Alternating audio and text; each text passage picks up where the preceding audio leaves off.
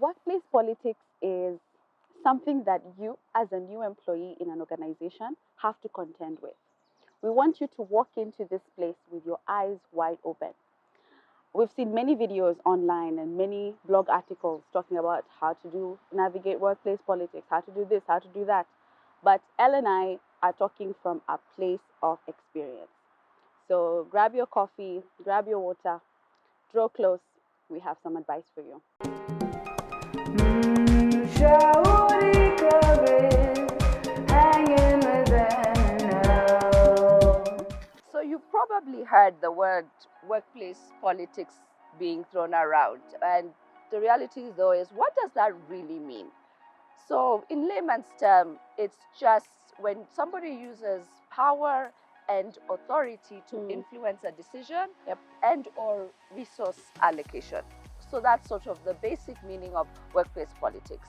And it can manifest in both negative behaviors and positive behaviors.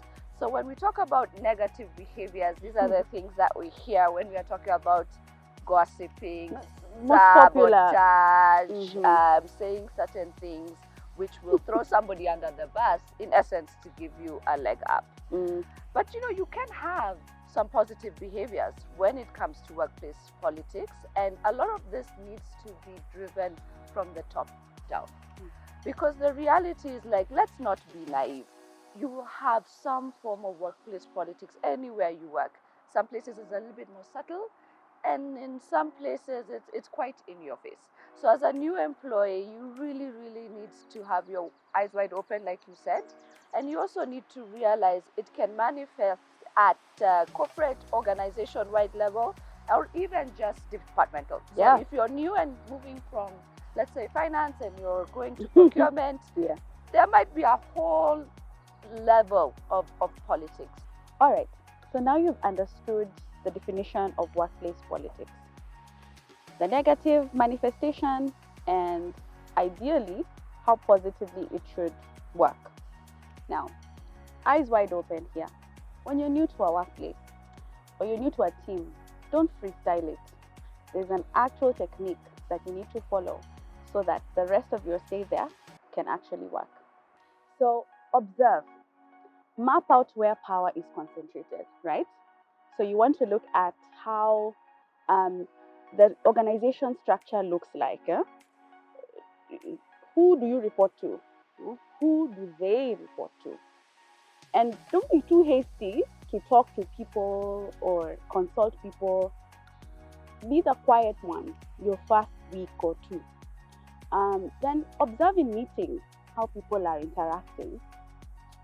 Remember, Lily, sometimes people tend to want to look like they know stuff when they're new in meetings. Exactly, and then jump in and want to have every 3 seconds, and that might not be the like, I know, no. Be quiet, focus on your notebook and look at how interactions are flowing, and that's how you tend to understand personalities and relationships, and do that for 2 or 3 meetings, and then go to your nice quiet place and now think, how am I supposed to behave in this place? We'll give you 2 tips. One is to pay attention to the informal dynamics of the new place that you're in. And 2 is to read a certain book called The 48 Laws of Power with a pinch of salt. First, so let's look at this informal setup that you're in now. Parties, walk to lunch, elevators, how people interact, especially what you said about lunch, where people sit and what tables people sit at. That actually is part of the observation when it comes to power dynamics. Where they go for lunch. Not all organizations have lunches or places that people can sit to have lunch, but how the groups, the way they arrange themselves and where people go to eat. Another takeaway that you need to consider is the dynamics of the informal interactions in this new environment you're in. So let's talk about parties. So this is the informal way in which people interact with each other, and kind of figure out how interactions flow. Yeah? So parties are very interesting that way. Yeah. and attend them. Let's Don't talk miss them. about parties, because it can go very well for you or it can go absolutely downhill. I think, as you mentioned, it's important to observe who's talking to who, how they are talking to this person, and then how the influencer is responding to the person talking But to them. before we even get there, let's walk with someone here as they go to a party. So there's maybe it's a small cake cutting for someone's birthday in the office. Let's do a small scale party. Yeah. So it's 5 o'clock. It's like at the last hour of the day. You walk into the kitchen or the space where everyone is. Where do you sit? I think first and foremost, it's important to map out where other people are sitting. And most people are sitting within specific social circles, within specific influences. Yeah. So I think the safe place to always start is to look for a friend or look for a familiar face and then go and sit there. Yeah. And if there's no other space, for example, and the only other space, because sometimes this happens, where people are afraid to sit next to the MD. Yeah. And you walked in late. You're the last one to sit there. Yeah. So guess what? You have no other option but to go sit by the MD. But then what do you do next? Now you're sat by the MD. You're sitting there. Yeah. And the MD comes to you, sits next to you, whichever. Don't be too quick to start talking about anything and everything. Be polite. Talk about the weather. Don't start complimenting them on how they look. No. Just talk about the weather, or that the cake looks like it looks like it's going to be delicious. Informal talk like that. Then observe how other people are interacting with the MD. So say it's a super informal environment and someone comes to sit on their lap. No. Don't also go and sit on their lap, Don't do that. Just take your mental note. If people are drinking, and you love your drink, don't drink. Again, observe. This is now a small scale party. Large scale party, like it's Christmas, also do the same thing. Yeah, I mean, there's nothing wrong with indulging in one or two. It's just overdoing it and then overstepping some boundaries. I think you need to have some level of self-control. But when it comes to understanding those dynamics, even like the lunchroom, for example, there's usually that one guy who gets up and calls people, guys, it's lunchtime. And like a herd of cows, everyone just follows this person. Yeah. And there's a reason why people are following this person. And I think you need to sit down and digest that. Why are people following this person? Yeah.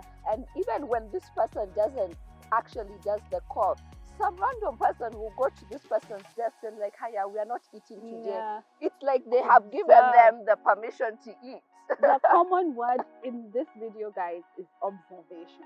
Yeah. Look at how people are interacting. Case in point, there was a time when I was very young in the workplace. I went and sat at someone's lunch table. I didn't know. Again, I wasn't observant in the past. So I just went and sat there. And no one said anything. I sat there alone the whole lunch hour. I did that for several days. And then later, I'd find things just weren't moving. My reports weren't getting approved. I'd want to borrow something from someone, and that friendliness just died. And it's only later, as I was leaving, I was told, I remember the time when you really struggled with this and this. That time you spent on that person's lunch table for a whole 3 days really affected your social standing. And the political dynamics shifted from then. So don't be like me. Observe how people are interacting and use that as a way in which you yourself behave. Actually, an interesting book that suggested to me is called 48 Laws of Power. But I would say read it with a pinch of salt, because it's actually been banned from American prisons because of its quote-unquote manipulative nature.